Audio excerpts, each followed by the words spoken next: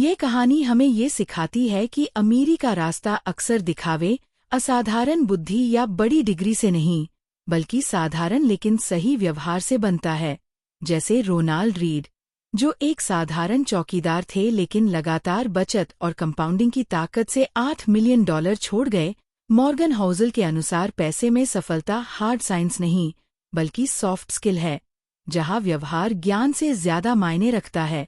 पहला सबक ये कि निवेश का दाम चुकाना पड़ता है, और यह दाम है उतार चढ़ाव।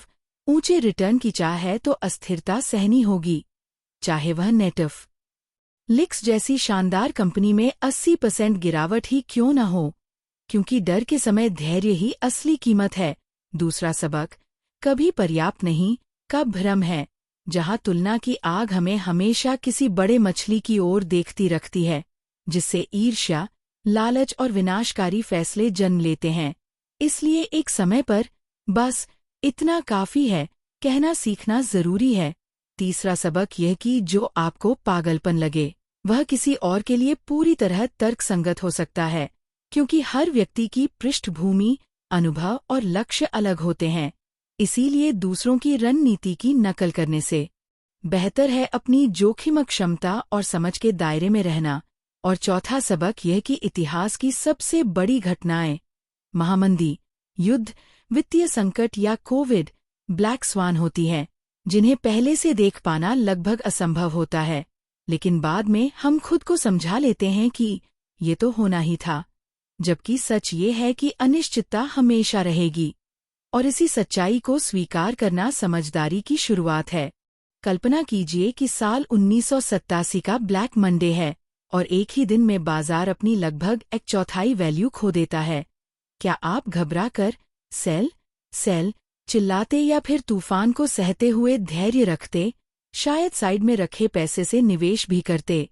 सच ये है कि अगर कोई निवेशक पिछले 20 सालों में S&P 500 में बना रहा लेकिन केवल 4 सबसे अच्छे दिनों को मिस कर गया, तो उसका रिटर्न 291% की जगह सिर्फ 164% रह जाता। यानी सबसे बड़ा सबक ये है कि भविष्यवाणी करने से बेहतर है खुद को मानसिक और आर्थिक रूप से ऐसे झटकों के लिए तैयार करना जिन्हें पहले से देख पाना नामुमकिन है। मैक्रो प्रेडिक्शंस और डर फैलाने वाली बातों पर कम ध्यान देना चाहिए, क्योंकि असली संकट अक्सर वही होते हैं जिनकी किसी ने कल्पना भी नहीं की होती।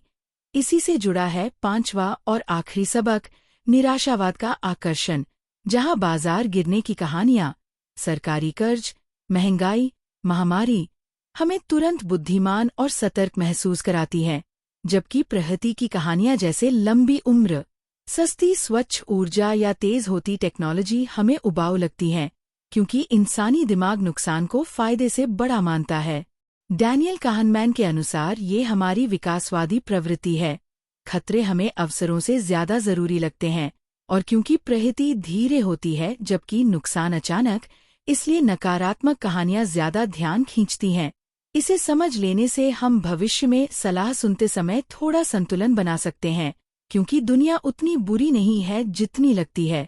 तो निष्कर्ष यही है कि शेयर बाजार में दौलत बिना अस्थिरता की कीमत चुकाए नहीं मिलती। ईर्ष्या सबसे खतरनाक दुश्मन है, जो आपके पास है और जिसकी जरूरत है उसे उस चीज के लिए जोखिम में न डालें जिसकी न जरूरत है न कमी। अलग अलग नजरिए अलग फैसलों को सही बनाते हैं। आपदाओं को भांपने की कोशिश करने से बेहतर है उनके लिए तैयार रहना, और निवेश सलाह लेते समय सावधान रहना, क्योंकि निराशावाद आपकी सर्वाइवल इंस्टिंक्ट को ज्यादा छूता है। यही है मॉर्गन हाउसल की सीख, और उनकी किताब सच में एक अनमोल रत्न है।